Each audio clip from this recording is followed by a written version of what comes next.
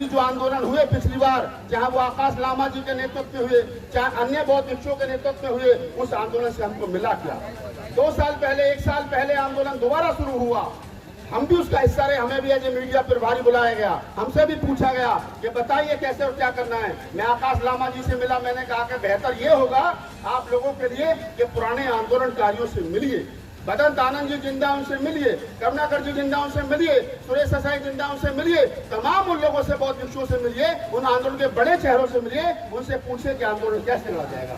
क्या communication gap रहा मुझे नहीं पता, क्यों नहीं मिले वो बनते भी तीव्र ज्योति से मुझे नहीं पता, लेकिन मुझे पता इतना जरूर है कि अगर वो लोग, आकाश लामा जी जो बौद्ध भिक्षु नहीं है, उपासक है, ये बात अलग है कि वो पैंट के ऊपर हल्का सा छीवर जैसा रंग का कपड़ा पहन करके रहते हैं, और वो लोग उनको कई बार बौद्ध भिक्षु भी समझ के नमन भी कर लेते हैं और उसका विरोध भी नहीं करते कि मैं बौद्ध भिक्षु नहीं, जबकि उनको करना चाहिए कि मैं बौद्ध भिक्षु नहीं हूं। तो 1920 से लेकर के और अब तक लगभग 105 वर्ष के इस आंदोलन में कई पीढ़ियां खपी हैं, कई पीढ़ियां लड़ाई लड़ते लड़ते चली गई। उसके बावजूद भी इस 105 वर्ष के आंदोलन में, बौद्ध गया को मुक्त कराने के लिए इस आंदोलन में क्या हमको मिला और जो हमको चाहिए था, हम आज भी उसकी लड़ाई जो है वो लड़ रहे हैं। वर्तमान में आंदोलन देश भर में चल रहा है, आपकी संख्या कम है, ज्यादा है, हजारों में है, लाखों में है, ये मायने नहीं रखता। मायने ये रखता है कि आप जो जिस नीयत के साथ यहाँ बैठे हो, आपकी चाहत, आपकी इच्छा इस आंदोलन को आगे लेकर के जाएगी। 1920 में जब महात्मा गांधी और उस समय के हमारे जो राष्ट्रपति, पहले राष्ट्रपति थे राजेंद्र प्रसाद जी, उनके बीच में एक कमेटी बनी। उन्होंने कहा, महात्मा गांधी ने पंडित क्या नाम है अपने हमारे जो राजेंद्र प्रसाद बाबू को, क्या आप इसको थोड़ा सा देखिए किस बात के लिए लोग आंदोलित हैं। तो एक कमेटी बनी और उस कमेटी में उस समय ये डिसीजन लिया गया था कि यहाँ पर इसका पूजा वंदना तो कोई भी कर सकता है, लेकिन ये जो मंदिर है ये बुद्धिस्ट टेम्पल है, तो बुद्धिस्टों के लिए रहेगा। उसके बाद में आगे चला, आंदोलन हुए, और जितना मुझे याद आ रहा है कि 1990 और 91 और 92 के आसपास जो भदंत आनंद महाथेरा, भदंत सुरेश ससाई जी, और उस समय नागार्जुन सुरेश ससाई और करुणाकरण साहब जो आजकल आप तमाम लोगों के बीच घूमते हैं बनते जी, उन लोगों के साथ में उन लोगों ने आंदोलन स्टार्ट किया। देश इकट्ठा हुआ महाबोधि महाविहार को कहीं ना कहीं आजाद कराने के लिए, और उसका परिणाम भी आया, उसका रिजल्ट भी आया। जब वहां पर यह हुआ कि इसमें बौद्धों की उपस्थिति होनी चाहिए, तो आपको पता होना चाहिए कि उस आंदोलन से 2-3 चीजें निकली। ये निकला कि 4 हिंदू पुजारी रहेंगे, 4 बौद्ध जो है वो पुजारी रहेंगे, और 9वां जो डीएम है उस कमेटी का चेयरमैन रहेगा। आंदोलन हुआ तो हमारे पहली बार 4 बौद्ध भिक्षु और उनके साथ में 10-12 बौद्ध भिक्षु, अम्बेडकरवादी बौद्ध भिक्षु पहली बार उस कमेटी में पहुंचे, तो उस बौद्ध विहार का विकास हुआ, उस बौद्ध विहार का निर्माण हुआ। जो घोटाला वहां पर होता था वो घोटाला बंद हुआ, और 2003 तक अम्बेडकरवादी थेरावादी परंपरा के बौद्ध भिक्षु उस कमेटी में रहे। उसके बाद में फिर आंदोलन हुआ, 2005 से, मुझे जितना पता है मैं उतनी बात आप लोगों के साथ साझा कर रहा हूं कि उसके बाद आंदोलन हुआ। मंच पर एक बौद्ध भिक्षु हमारे बीच बैठे हैं, भिक्षु बीपी थीरो ज्योति जी, जिनको मुझे खूब याद है 2015 में यही आंदोलन हुआ था, और लाखों की संख्या में लोग आए थे महाबोधि महाविहार को आंदोलन कराने के लिए। मैं भी उस आंदोलन का हिस्सा था। पिछले आंदोलनों में जितनी बार भी आंदोलन हुआ, 2 बार आंदोलन हुआ, 3 बार हुआ, 4 बार आंदोलन हुआ, कम से कम सरकारों को बाध्य किया गया। मैं आज भी जब पुराने आंदोलनों की फोटो देखता हूं, मैं देखता हूं कि भदंत आनंद महाथेरा जी सोनिया जी से मिल रहे हैं, भदंत आनंद महाथेरा जी के साथ में बिक्कू बीपी थीरो ज्योति जी वो तमाम मनमोहन सिंह जी से मिल रहे हैं, सरकार से मिल रहे हैं, बात कर रहे हैं, क्योंकि लड़ाई सरकार से है। सरकार ने कानून बना रखा है और उस कानून को निरस्त कराना है। तो ये पिछले आंदोलन की खूबियां रही हैं कि भदंत आनंद के नेतृत्व में, सुरेश ससाई के नेतृत्व में, करुणाकर जी के नेतृत्व में और बीपी थीरो जी के क्या नाम है नेतृत्व में आंदोलन लड़ा गया, आंदोलन किया गया, और उसकी ये खूबसूरती रही कि कुछ ना कुछ उस आंदोलन से मिला। मैं मानता हूं कि पूर्णतः बुद्ध विहार हमको नहीं मिला, लेकिन फिर भी कुछ ना कुछ वहां पर हमको मिला। लेकिन मैं सोचता हूं कि अभी जो आंदोलन हुए पिछली बार, चाहे वो आकाश लामा जी के नेतृत्व में हुए, चाहे अन्य बौद्ध भिक्षुओं के नेतृत्व में हुए, उस आंदोलन से हमको मिला क्या? 2 साल पहले, 1 साल पहले आंदोलन दोबारा शुरू हुआ, हम भी उसका हिस्सा रहे, हमें भी एज ए मीडिया प्रभारी बुलाया गया, हमसे भी पूछा गया कि बताइए कैसे और क्या करना है। मैं आकाश लामा जी से मिला, मैंने कहा कि बेहतर ये होगा आप लोगों के लिए कि पुराने आंदोलनकारियों से मिलिए, बदंत आनंद जी जिंदा उनसे मिलिए, करुणाकर जी जिंदा उनसे मिलिए, सुरेश ससाई जिंदा उनसे मिलिए, तमाम उन लोगों से, बौद्ध भिक्षुओं से मिलिए, उन आंदोलन के बड़े चेहरों से मिलिए, उनसे पूछे कि आंदोलन कैसे लड़ा जाएगा।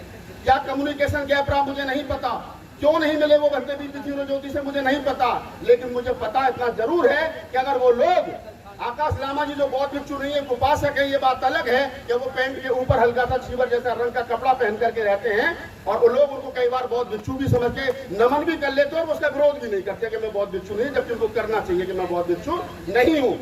उसके बावजूद भी वो क्यों नहीं मिले, कैसे नहीं मिले, मुझे नहीं पता, लेकिन मैं इतना कह सकता हूँ कि इस जो आंदोलन वर्तमान में चल रहा है वो टुकड़ों में चल रहा है, और खास तौर से जिस प्रकार से गया के अंदर आंदोलन को खदेड़ा गया वो दुखद है।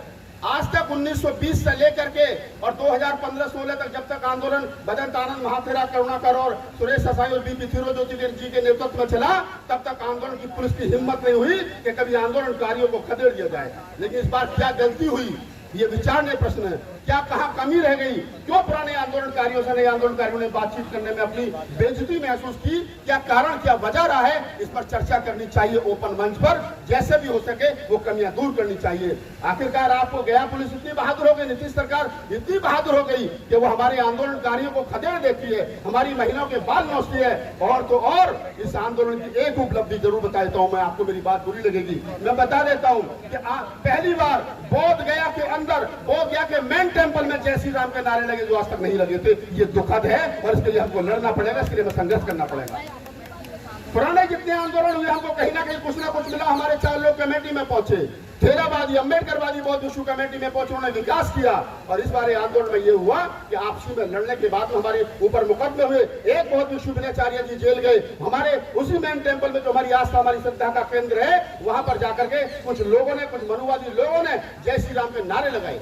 ये इस आंदोलन की उपलब्धि हो सकती है, लेकिन मैं फिर कह रहा हूं कि आंदोलनकारियों को चाहिए, चाहे तो ये वाला पक्ष हो चाहे वो वाला पक्ष हो, बदंत आनंद महाथेरा, बदंत करुणाकर और तमाम वो पुराने आंदोलन के जो जिम्मेदार लोग थे, जिम्मेदार बहुत भिक्षु हैं, उनके साथ बैठकर के डिस्कस करना चाहिए और डिस्कस करके इस आंदोलन को कैसे गंभीरता से, जिम्मेदारी से लड़ा जाएगा।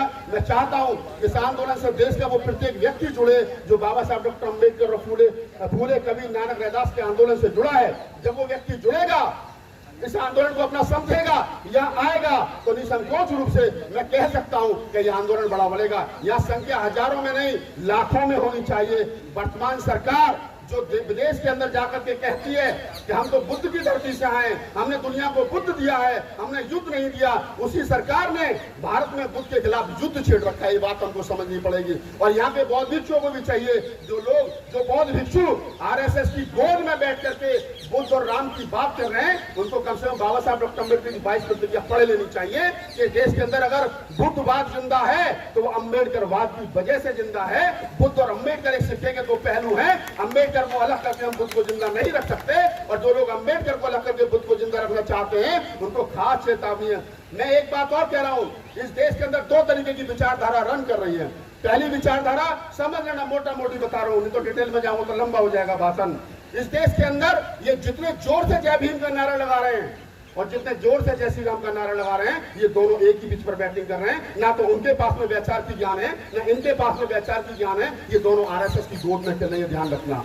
हमको वो लोग चाहिए जो आंदोलन को पवित्रता के साथ आगे बढ़ा सकें। हमको वो लोग चाहिए जो हमारा एक ध्येय है, इस देश के अम्बेडकरवादी बुद्धिस्टों का, कबीर पंथियों का, नानक पंथियों का, रैदास पंथियों का, उन तमाम लोगों का जिन्होंने इस देश में समता, बंधुता, न्याय की बात की, उन लोगों का एक ध्येय है कि महाबोधि महाविहार जो है वो मुक्त होना चाहिए। हमारे भीम आर्मी का प्रदेश अध्यक्ष गया के डीएम से जाकर के मिलता है, उनसे कहता है कि हमको आंदोलन करना महाबोधि महाविहार को मुक्त कराने के लिए। तो डीएम कहता है आप तो दलित हो, आप बौद्धों की लड़ाई क्यों लड़ोगे?